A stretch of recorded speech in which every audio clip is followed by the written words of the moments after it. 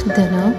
పరిశుద్ధుడు పరిశుద్ధుడు పరిశుద్ధుడు అయిన తండ్రి, స్తుతి వందనములు స్తోత్రములు.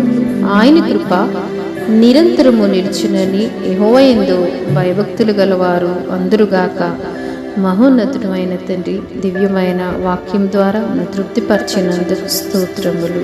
తండ్రి, నీ నిరంతర కృప నిరంతరము మమ్మల్ని కాపాడుతుంది తండ్రి. నాయనా, ప్రతి ఒక్కరూ మీ కృపను ఒప్పుకొనుచున్నారు, హృదయపూర్వకముగా మీ నామాన్ని గనుపరుస్తున్నారు. ఇశ్రాయేలు ప్రజలు ఒప్పుకొనుచున్నారు, అహరోను వంశస్థులు ఒప్పుకొనుచున్నారు. తండ్రి, యెహోవా దయాళుడు, ఆయన కృప నిరంతరముండునని తండ్రి ప్రతి ఒక్కరూ ప్రభువానైన భూమి మీద జీవించుచు మీ నామాన్ని ఘనపరచుచున్నారు.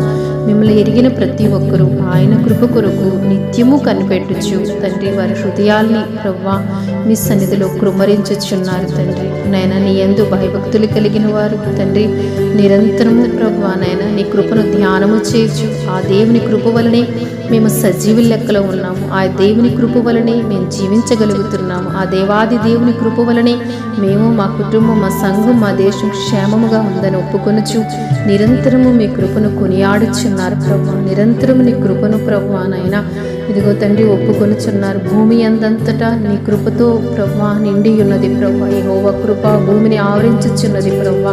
సకాలంలో మాకు సమస్తము కలుగుచున్నవంటే అందుకు గల కారణం నీ కృపే తండ్రి.